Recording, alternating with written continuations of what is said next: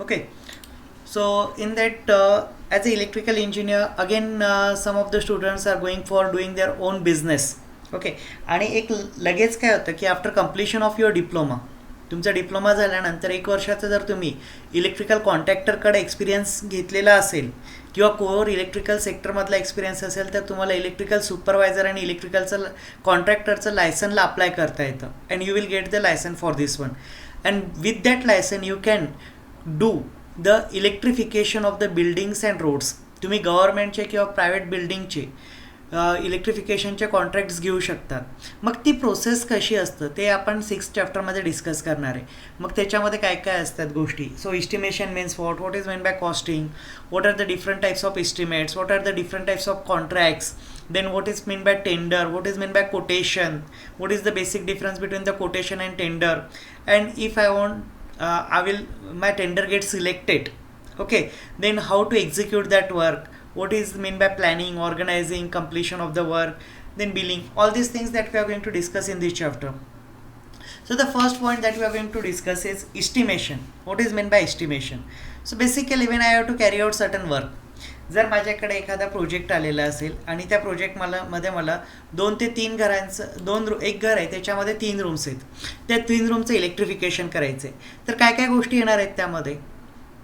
3 room आहेत तुमच्याकडे, एक सपोज 1 BHK फ्लॅट आहे.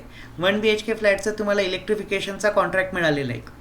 ओके, किंवा तुम्ही ॲज अ इलेक्ट्रिकल इंजिनियर तुमच्याकडे एक पर्सन आलं आहे, तुमचे शेजारी असतील किंवा कोणी रिलेटिव्ह असतील, त्यांनी तुम्हाला विचारलं रे मी नवीन घर बनवत आहे तर मला या घरामध्ये इलेक्ट्रिफिकेशन करायचं आहे, वायरिंग करायची आहे, तर त्याला साधारणतः किती खर्च येईल. ओके, तर त्याला म्हणतो आपण इस्टिमेट. म्हणजे तुम्ही जे वर्क करणार आहेत, त्यांना जे वर्क करायचं आहे त्या वर्क करण्याकरता त्यांना किती मटेरियल लागेल, त्याला किती पैसा लागेल, that is called as the estimate. That is called as estimation. Is it clear? हे लक्षात आलं इस्टिमेशन म्हणजे काय रुपेश? ओके, चालेल. ठीक आहे. आता इस्टिमेशन म्हणजे काय, तर आपल्याला साधारणतः एखादी गोष्ट करण्याकरता किती खर्च लागतो. तर इस्टिमेशनमध्ये बेसिकली 2 टाईप आहे. एक आहे रफ इस्टिमेट आणि दुसरं आहे तुमचं डिटेल इस्टिमेट. रफ इस्टिमेट म्हणजे काय, तर एक सहज चालता चालता आपण विचारतो कारण ही या पर्टिक्युलर थिंगला किती खर्च लागेल. ओके, तर तो झाला रफ इस्टिमेट. त्यांनी तोपर्यंत टोटल कॅल्क्युलेशन्स केलेले नसतात. एक टेंटेटिव्ह इस्टिमेट आहे तो, that is not exact. So first is the rough estimate and second is called as the detail estimate. rough estimate काढलं, मग त्यांनी विचार केला समोरच्यांनी, ओके ठीक आहे मी एवढा अफोर्ड करू शकतो. ओके, मग आपण काय करणार, ॲक्च्युअली त्यांच्याकडे व्हिजिट करणार, त्यांचे जे पॉईंट्स आहेत ते कॅल्क्युलेट करणार, वायर किती लागेल याचे सर्व कॅल्क्युलेशन्स करणार आणि नंतर डिटेल इस्टिमेट्स काढणार. Okay, so that is called as the detail estimate. म्हणजे इस्टिमेटचे बेसिक टाईप्स किती आहेत तुषार, कुणाल? इस्टिमेटचे 2 इम्पॉर्टंट टाइप्स कोणते आहेत तुमचे? कुणाल?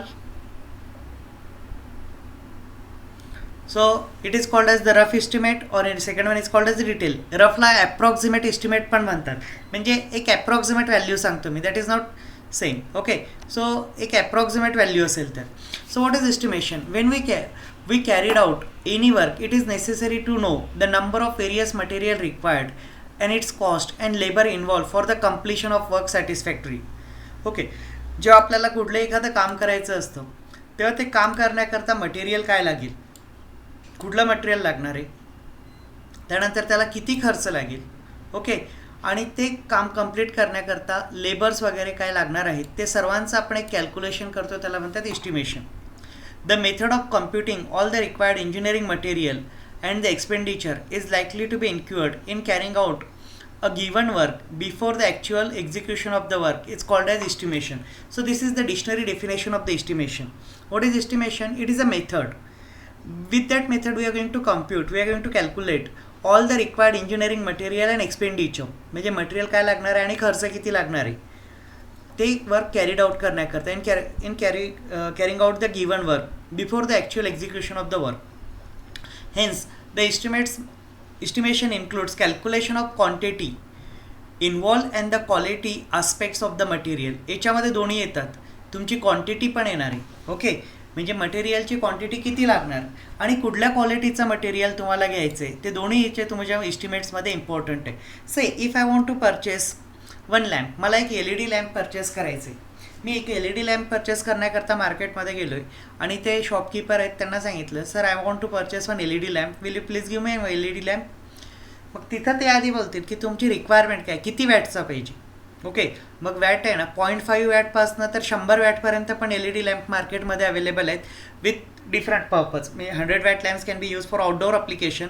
इनडोअर करता नॉर्मली तुमचे 20 वॅटपर्यंतचे किंवा 20-25 वॅटपर्यंतचे लॅम्प यूज होतात. Okay, but basically we know what is the purpose, कुठल्या पर्पज करता यूज करायचं आहे. ओके, मला जर तो बाथरूममध्ये यूज करायचा असेल तर तिथं मला 0.5 वॅटचा घेऊन चालणार नाही, किंवा मला हॉलमध्ये यूज करायचं आहे तिथं 0.5 वॅटचा काही यूज नाही आहे.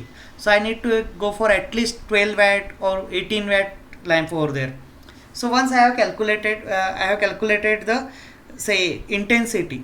त्यानंतर दुसरं आहे क्वालिटी कुठली पाहिजे, कारण चायना म्हणजे लोकल मार्केटचे लॅम्प्स अवेलेबल आहेत आणि ब्रँडेड पण अवेलेबल आहेत, विदाऊट गॅरंटी पण अवेलेबल आहे, विथ गॅरंटी पण अवेलेबल. 50 रुपयापासनं तर 500 रुपयापर्यंतचा 9 वॅटचा किंवा 12 वॅटचा लॅम्प मार्केटमध्ये अवेलेबल आहे. Okay, so which quantity you required that will change your estimation. तुमची क्वालिटी काय लागणार आहे. ओके, क्वालिटीनुसार तुमचं एस्टिमेशनची कॉस्ट चेंज होईल. 50 रुपयाचा पण अवेलेबल आहे आणि 500 रुपयाला पण अवेलेबल आहे. So that base on your expenditure power, what quality you required. So in estimation, two things are important. One is the quantity and second one is the quality. So when you are going to purchase in the bulk quantity, definitely you will get the discount. Okay, जेव्हा तुम्ही एक lamp purchase करता तेव्हा तो 100 रुपयाला मिळेल. तुम्ही जेव्हा 100 लॅम्प परचेस करता तेव्हा तो 80 ते 85 रुपयालाच मिळतो. So your quantity also matters as well as your quality also matters in the estimation. Okay, so estimate may be approximate or detail.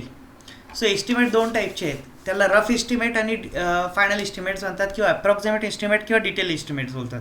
If you tell electrician for house wiring before wiring, he will do estimation.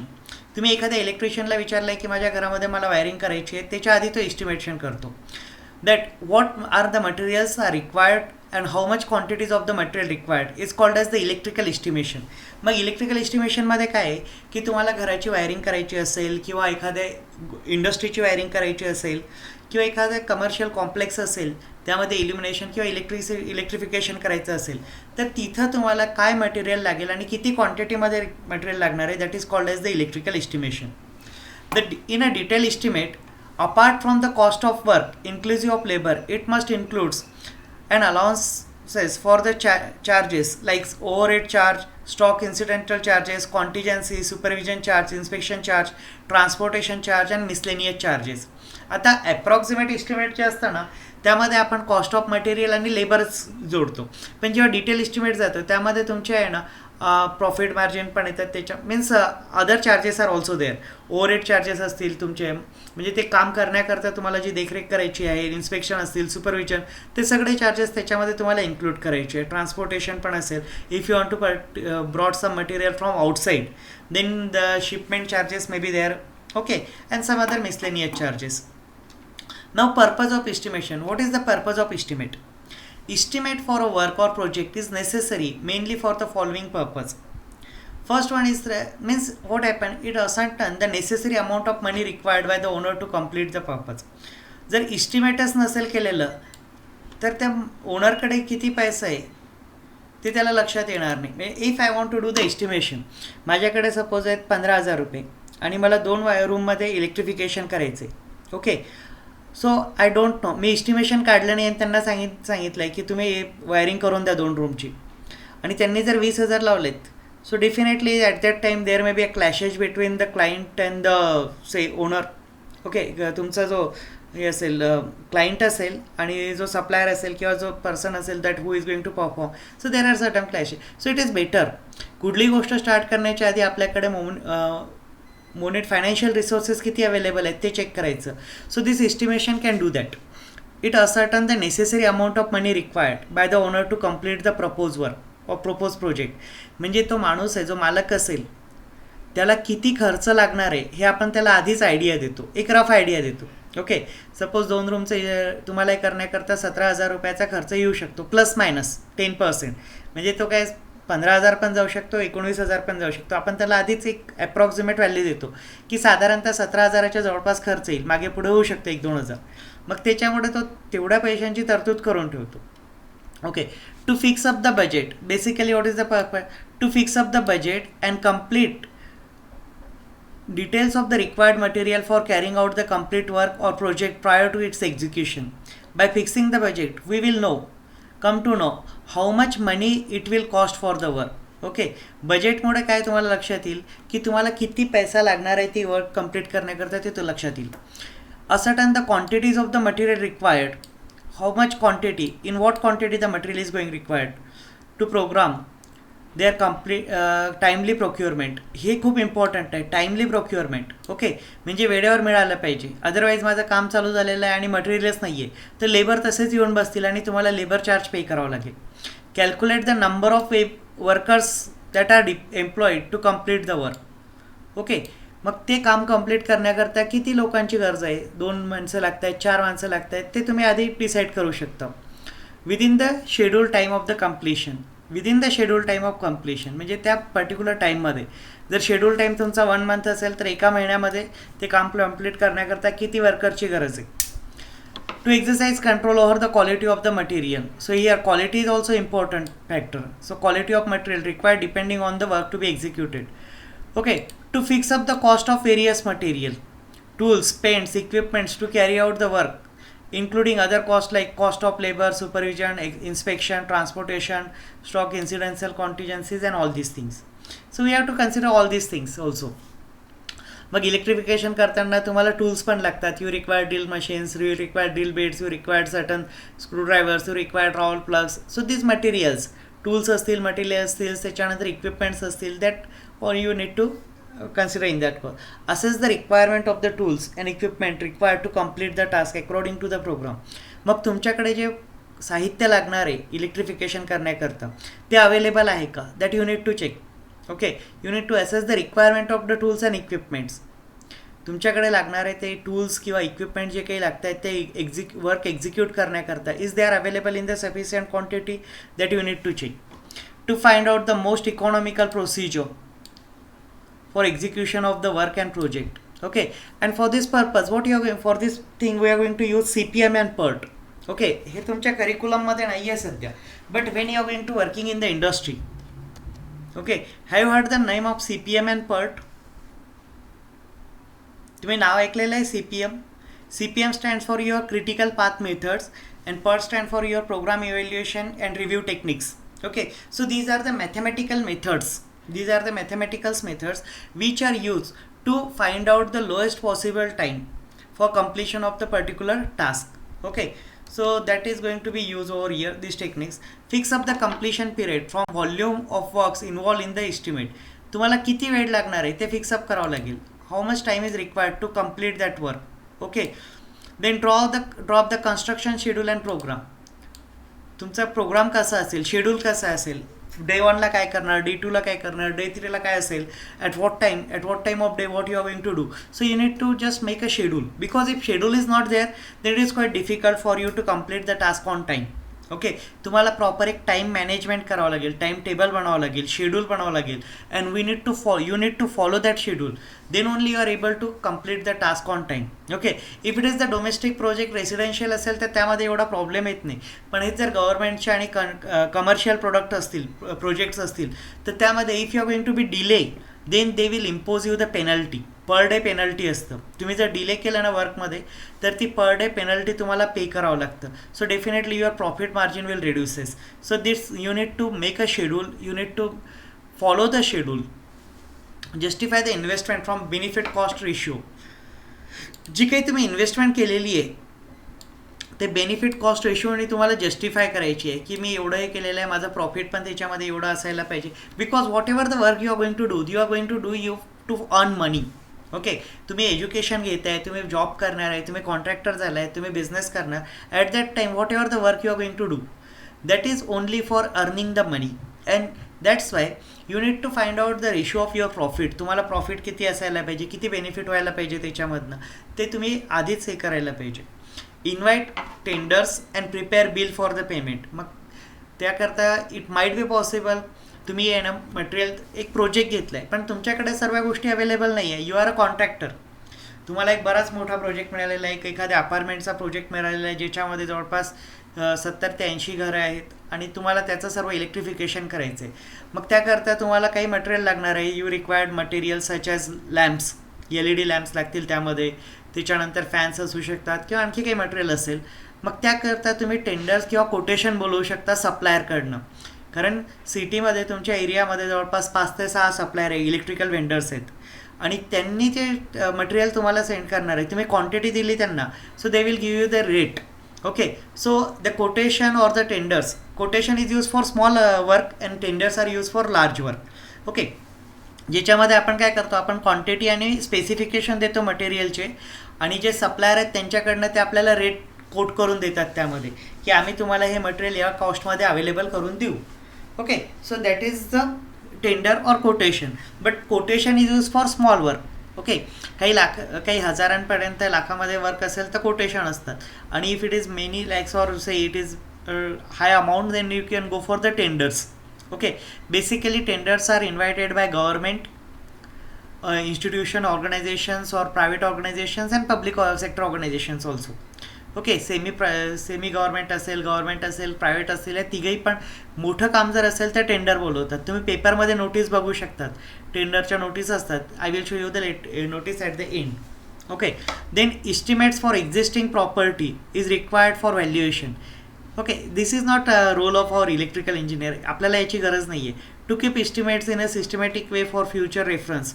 हो, this is important. जे आपण estimate दिलेलं आहे ते आपण सांभाळून ठेवायला पाहिजे फ्युचर रेफरन्सपर्यंत. कारण आपण जेव्हा ते काम कम्प्लीट करू किंवा एखादं नवीन काम करायचं असेल तर तुम्हाला ते रेफर करता येते previous one. It will also help us in the future if you are going to do any work again of the same kind. Then what are the factors need to be consider while preparing the estimate. तुम्हाला जर estimate बनवायचं आहे, if you are started the business, तुम्ही एक business start केला, electrical shop start केलेलं आहे.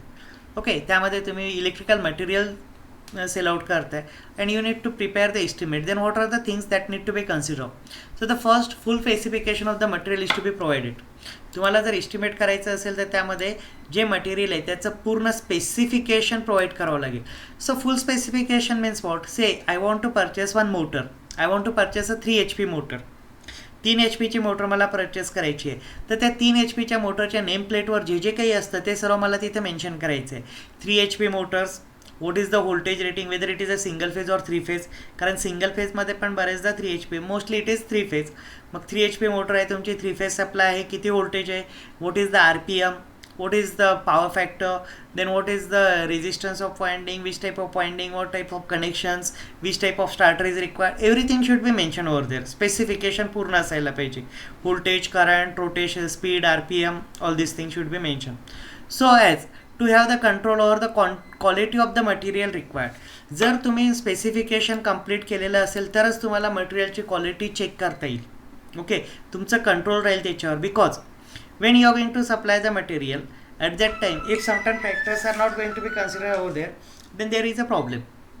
Okay, जेव्हा स्पेसिफिकेशन इम्प्रॉपर असेल तेव्हा तुम्हाला क्वालिटी चेकला इश्यू येऊ शकतात, क्वालिटी चेकमध्ये प्रॉब्लेम येऊ शकतात. सो स्पेसिफिकेशन जर कंप्लीट असतील तर तुम्ही त्या स्पेसिफिकेशननुसार मटेरियलची क्वालिटी चेक करणार. ओके, मग त्याच्यामध्ये असेल मटेरियल कुठलं यूज केलेलं आहे, वाइंडिंग कॉपरची आहे की ॲल्युमिनियमची आहे. कारण आज मोटर जर घेतली तर मला कॉपर वाइंडिंगमध्ये पण मिळतं आणि ॲल्युमिनियम वाइंडिंगमध्ये पण मिळतं. ओके, पण दोघांच्या कॉस्टमध्ये सिग्निफिकंट डिफरन्स आहे. So the specification should be proper. Or if I want to purchase one lamp, मला एक LED लॅम्प परचेस करायची आहे, 100 LED लॅम्प परचेस करायची आहे 12 वॅटची, आणि त्याच्यामध्ये मी सेलर स्पेसिफाय केलेला नसेल, ISI मार्क, किंवा मग I have not mention the say proper rating, म्हणजे मला फिलिप्सचेच असे हवे आहेत किंवा सूर्या वगैरेचे असेल, so I have not mention. मग तो लोकल पण देऊ शकतो. लोकल याच्यामध्ये काय आहे, that quality is not going to be maintain. By providing the full specification it will help electrician while doing wiring and also it will easy to find the correct equipment. मग specification पूर्ण दिलेलं असेल तर इलेक्ट्रिशियनला ते काय होतं की wiring करताना यूज होतो त्याचा स्पेसिफिकेशनचा, आणि तो इझिली ते फाइंड करू शकतो equipment. While selecting the material, proper range material should be selected such that over range may lead to exorbitant cost and under range may lead to the damage electrical installation itself. आता मटेरियलचं जर एक आहे, while selecting a material, proper range should be selected. Okay, proper रेंजचं material select करायला पाहिजे. जास्त कमी याचं केलं तर तुमचं काय सिस्टीम डॅमेज होईल आणि जास्त असेल तर कॉस्ट वाढेल. जसं मला एक शेतीमध्ये 3 HP मोटरची आवश्यकता आहे, पण मी जर 5 HP लावली तिथं motor, so what happen in that case, if I am going for 5 HP definitely my cost will be more. माझी कॉस्ट डायरेक्टली तुमची 20 ते 25% इन्क्रीज होऊन cost. Okay, my cost will be increases by 20 to 25% if I am going for the higher rating. Okay, but if I am going for जिथं मला 3 HP motor लागते तिथे 1 HP जर केली तर ती मोटर लगेच डॅमेज होऊन जाईल, because it is going to be overloaded and it will damage my system. Okay, so what you are to do, we need to select the proper range. तुमची रेंज प्रॉपर असायला पाहिजे, काय rating पाहिजे त्या सगळ्या गोष्टी तुम्ही proper select. Sufficient labour is to be provided to carry out the work. Labour जे आहेत ना ते तुम्ही प्रॉपर सफिशियंट प्रोव्हाइड करायला पाहिजे. म्हणजे जिथं 10 लोक लागत आहेत तिथं 10च प्रोव्हाइड करायला पाहिजे. तिथं 6 जण तुम्ही जर एम्प्लॉय केले, they are going to be overloaded, burden होईल आणि तुमचं काम व्यवस्थित होणार नाही. दुसरी गोष्ट, तिथं जर तुम्ही 15 लोक सप्लाय केले तर unnecessary you are going to suffer from losses, कारण बाकी लेबरचे तुम्हाला जे चार्जेस आहेत ते पे करावं लागतील. The skill, suitability and the wages of local labours are to be consider.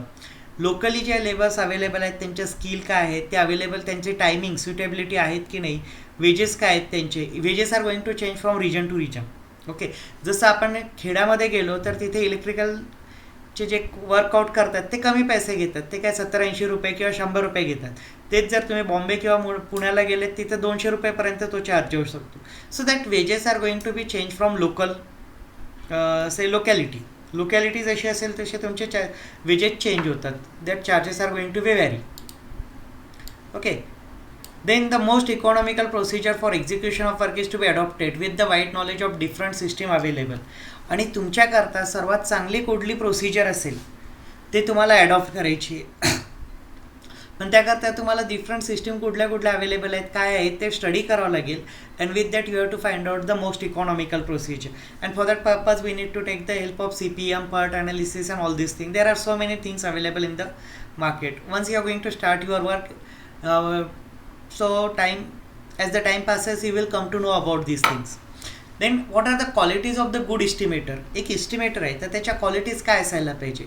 A good estimator must have the following qualification. He must be able to understand blueprints, drawings and plans. Okay, जसं आता electrical contractor असेल किंवा एखादा estimator आहे तर त्याला तुमच्या drawings study करता येईल. जसं आपल्या याच्यामध्ये आपण बघतोय, we have wiring diagrams, we have schematic diagrams, we have single line diagrams. Okay, on that diagrams there are so many symbols are there. मग ते ड्रॉइंग्स त्यांना रीड करता यायला पाहिजे. A good electrical instrumentor must have the knowledge of various symbols. He should be able to understand the drawings. त्याला drawings लक्षात यायला पाहिजे, ड्रॉइंग्स कशा आहेत ती ड्रॉइंग रीड करता यायला पाहिजे. Which drawing is use for which purpose. Okay, and what is the symbol, त्या सिम्बॉलवरनं कुठलं मटेरियल मेन्शन केलेलं आहे ते पण शोधता आलं. He must have the good knowledge of various material that are use for execution. जे मटेरियल आहे त्याचं त्याला नॉलेज असायला पाहिजे. He must have the knowledge of various materials. He must have the knowledge of current market price. Okay, आज मार्केटमध्ये काय price आहे त्या इक्विपमेंटची. Say today if I am going to purchase one fan, मला सिलिंग फॅन परचेस करायचं आहे, त्या सिलिंग फॅनची करंट मार्केट प्राईस काय आहे. So which company ceiling fan you want to purchase, that is the first thing that you need to consider. Say I want to go for Orient, मला ओरिएंटचा purchase करायचं आहे आणि ceiling फॅनमध्ये I want to go for your 1200 mm blades, 1200 mm ब्लेड्समध्ये मला ceiling fan purchase करायचं आहे with certain specification other. So I must know what is the current market price. आज मार्केटमध्ये तो कितीला मिळतो आहे, तो 1600 रुपयाला मिळतो आहे, 2000ला मिळतो आहे की 5000ला मिळतो आहे, त्याची माहिती. Because this things are going to vary day by day. रोज किंवा वीकली त्या गोष्टी व्हेरी होतात, त्याच्या प्राइजेस व्हेरी होतात. आज मी सपोज एखादं इक्विपमेंट परचेस केलेलं आहे. Say if you want to purchase something on the e commerce site आहे, फ्लिपकार्ट असेल किंवा ॲमेझॉन असेल किंवा तुमची ईबे असेल किंवा जिओ मार्ट आहेत. ओके, ह्या ई कॉमर्स साईट आहे. त्या ई कॉमर्स साईटवरनं तुम्ही आज एक मटेरियल परचेस केलं. से यू परचेस वन लॅपटॉप, एक लॅपटॉप परचेस केलं आहे तुम्ही. त्या लॅपटॉपची आजची प्राईज आहे 40,000 रुपये. तुम्हाला गॅरंटी आहे का उद्या तीच प्राईज राहील किंवा त्यापेक्षा कमी होईल किंवा जास्त होईल. We can't say, we can predict. Okay, त्याचं जर शॉर्टेज झालं मटेरियलचं त्याची कॉस्ट वाढू शकतं आणि त्याची जर अवेलेबिलिटी झाली त्याची कॉस्ट कमी पण होऊ शकतं. So these market price are volatile, they are going to change continuously. Okay. ह्या मार्केट प्राईस ज्या आहेत ना, करंट मार्केट प्राईस ह्या चेंज होत राहतात आणि ते चेंज कशावर होतात? Availability of the products and their quality. तो प्रोडक्ट अवेलेबल आहे की नाही, अवेलेबल नसेल तर त्याची कॉस्ट वाढू शकतं आणि अवेलेबिलिटी जर सफिशियंट असेल तर त्याची कॉस्ट कॉन्स्टंट पण राहू शकतं किंवा कमी पण होऊ शकते. He is well train technical person, त्याला टेक्निकल नॉलेज पण असायला पाहिजे. हे here I am not going to say the theoretical knowledge. Okay, theoretical knowledge is necessary but at the same times that person must have the practical knowledge. Okay, theoretical knowledge तर असायलाच पाहिजे पण त्याच्यासोबत त्याला प्रॅक्टिकल टेक्निकल नॉलेज पण असायला पाहिजे. If you want to be a good technical person they start learning about the things. आणि तुम्हाला जर टेक्निकल पर्सन चांगलं बनायचं असेल, if you want to improve your technical knowledge then you have to start learning. Okay, and learning is a lifelong process. Remember one thing, learning does not end. Learning ही काय एक लाईफलाँग process आहे. ती 1-2 दिवसाची नाही आहे किंवा 1 वर्षाची नाही किंवा 15 वर्षाची नाही आहे. म्हणजे पहिलीपासनं मी आता 12वीपर्यंत झालो, माझे 3 वर्ष 10 वर्षाचं एज्युकेशन झालं, 10वी झालं, 3 वर्ष डिप्लोमा झाला, संपलं माझं learning. This is not going to happen. Actually your learning will start when your college will over. Okay, तुमचं जेव्हा शिक्षण संपतं तेव्हा तुमचं ॲक्च्युअल खरं लर्निंग चालू होतं. तोपर्यंत जे काय आहे ते that we are getting only the bookish knowledge. Okay, but actual knowledge you will gain after completion of your say college days, school days झाल्यानंतर तुमचं ॲक्च्युअल लर्निंग चालू होतं. That is a practical learning over there. So what are the essential elements of estimation and costing.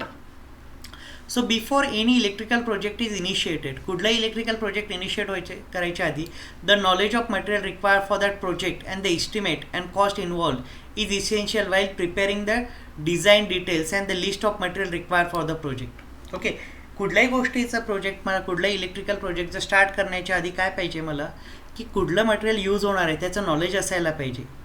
त्याच्यानंतर त्याची cost किती असेल आणि किती क्वांटिटीमध्ये आणि कुठल्या क्वालिटीचं मटेरियल आपल्याला यूज करायचं आहे या सगळ्या गोष्टींची माहिती असायला पाहिजे. The estimator should also know the following aspect which are the essential elements of estimation. मग काय, first one is the specification. इस्टिमेटरला काय माहिती पाहिजे की त्या मटेरियलचं स्पेसिफिकेशन माहिती असायला पाहिजे. Then the latest market cost, current आजच्या तारखेला त्याची मार्केटमध्ये कॉस्ट किती आहे. Okay, what is the today's cost? Then price list and net price. Okay, these two are the different things that we are going to discuss in detail. What is meant by price and what is meant by net price, price list and net prices. त्यानंतर calculation of the material and labour cost. Material किती लागणार आहे त्याची cost किती असेल आणि labour किती लागणार आहे त्यांची कॉस्ट किती असणार आहे.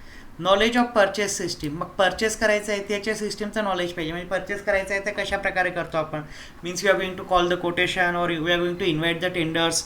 Okay, then we are going to compare that, then we are going to select the particular, then we are going to put the purchase order दिल्यानंतर मग तो ऑर्डर दिली तुम्ही की त्याच्यानंतर ते डिस्पॅच करतील material. Then you are going to receive the material, then you are going to do the quality checks. Once it will pass through the quality check, then you are going to install that material, use that material, then after completion of the installation then you are going to release the bills. Okay, so these are the multiple step process and the last one is the labor cost. So यामधलं first आपण discuss करणार what is the specification of material. The specification and cost of all necessary material should be known at a time of preparing the report. Okay, तुम्हाला हे specification मटेरियलचे आधीच माहिती पाहिजे, known at the time of preparing report. Okay, किंवा estimate जेव्हा बनवताय तुम्ही त्यावेळेसच तुम्हाला मटेरियलचं स्पेसिफिकेशन माहिती असायला पाहिजे.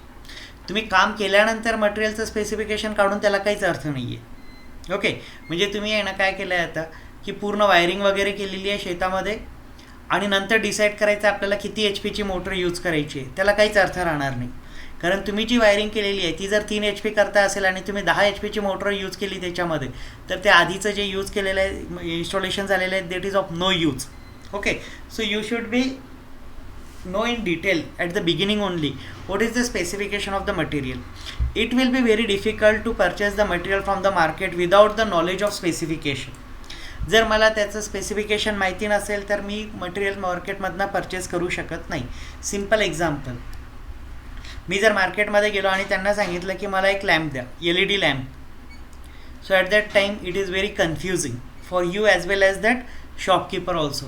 कारण मार्केटमध्ये LED lamp 0.5 watt, 1 watt, 2 watt, 5 watt, 3 watt आहे, 5 वॅट आहे, 7 वॅट आहे, 9 वॅट आहेत, 12 वॅट आहेत, 15 वॅट आहेत, 18 वॅट्स आहेत. Okay, up to hundreds of watts मार्केट्समध्ये लॅम्प्स अवेलेबल आहे. तुम्हाला काय स्पेसिफिकेशन पाहिजे लॅम्पचं ते डिपेंड करतं. ओके, मग त्याच्यामध्ये ए सी पण आहे आणि डी सी पण आहे. Whether you want to use for 12 volt supply, 5 volt supply, or you want to use for 230 volt supply or 110 volt supply, that also comes under specification.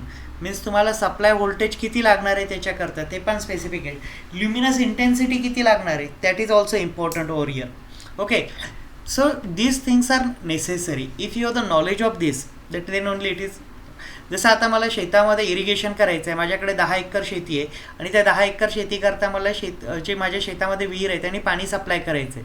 मग तिथं मला आधी कॅल्क्युलेट करायला लागेल की माझ्या मोटरची साईज काय लागणार, तिथं पंप जो आहे मी, मग तो किती एच पीचा असायला पाहिजे. मी जर मार्केटमध्ये गेलो आणि त्यांना सांगितलं मला आहे ना शेतामध्ये इरिगेशन करायचं आहे, मोटर पाहिजे, तर एकच मोटर आहे का अवेलेबल मार्केटमध्ये भरपूर मोटर अवेलेबल आहे. 0.25 एच पीपासून आहे, fractional horse power to the hundreds of H P. मग अर्ध्या एच पीची, 1 एच पीची, 3 H P, 5 H P, 10 H P, 15 H P, 7.5 H P ते 40, 50, 500 एच पीपर्यंत मोटर अवेलेबल आहे. Which motor you want. मग त्याच्यामध्ये पण whether you want submersible or you want normal motor pump, so ते पण हे करतं. So for that purpose what is required, the specifications are necessary. So you know the specification. If you have the knowledge of specification then you will easily get the product. Okay, त्याकरता त्यांनी एक example दिलं आहे की त्यांना एक holder purchase करायचं आहे. They want to purchase the holder, lamp holder, but there are different types of holders available in the market, specific holders. Okay, मग कुठलं होल्डर आहे, पेंडंट होल्डर आहे, बॅटन होल्डर आहे. ओके, त्यानंतर स्क्रू टाईप होल्डर आहे. So these are the types of holders which are available in the market. मग तुम्हाला कुठल्या टाईपचा होल्डर पाहिजे, that is if you know that I required pendant holder, that you will easily get. If you कर the screw type holder, then तुम्ही जर pendant holder purchase केला आणि त्याच्यामध्ये तुमचा बल्ब जो आहे त्याला स्क्रू टाईप स्क्रूइंग आहे, तर तो त्याच्यात कधीच फिट होणार नाही. Okay, unnecessary your resources get wasted. So for that purpose you must know the specification in advance. We have to choose a holder for mercury vapor lamp or a lamp having wattage more than 200, then the screw type holder will be the best suited. But in absence of the detailed specification, the shopkeeper feels difficulty in providing the correct material. Okay, the latest market cost of the material. The market cost of material and market survey is the cost of material at which it can be purchased or brought to the store at any time. Okay, मग तुम्हाला latest market cost कशी मिळेल. So त्याकरता you need to visit the market, you need to visit the website, you need to find out their cost. आज जर मला आहे ना एक से रेग्युलेटर परचेस करायचं, if you want to purchase a fan regulator, so what is the cost of that fan regulator. For that purpose I need to visit the shop. तिथे शॉपला visit करावं लागेल किंवा मला इंटरनेटवर सर्च करावं लागेल. Now days things are very easy.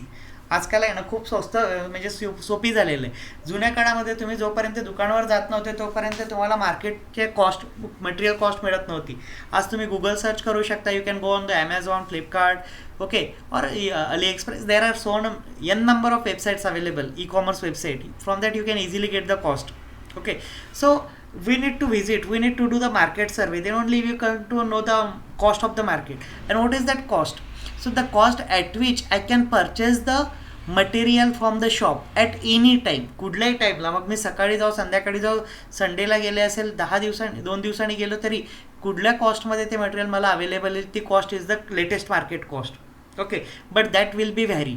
जेव्हा ती लेटेस्ट मार्केट कॉस्ट तुम्हाला कोट करून शॉपकीपर देतो ना, तिथं ते लिहून देतात खाली, this cost is applicable for next 15 days किंवा 1 week. पुढचे 1 आठवडा किंवा पुढचा 15 दिवस, पुढचे 1 महिना, तोपर्यंतच ही कॉस्ट असेल. त्यानंतर ती कॉस्ट कमी पण होऊ शकते किंवा जास्त पण होऊ शकतो. After estimation and costing the installation of the project, it become necessary to purchase the material. Okay, तुमचं एस्टिमेशन झालं, तुम्ही कॉस्ट फायनल केली. ओके, एस्टिमेशन काढलं आहे की माझा हा प्रोजेक्ट करण्याकरता किंवा इलेक्ट्रिफिकेशन करण्याकरता मला साधारणतः 20,000 रुपये लागणार आहेत. आता काय करायचं आहे की मटेरियल परचेस करायचं आहे तुम्हाला, कारण हे काम झालेलं आहे तुमचं.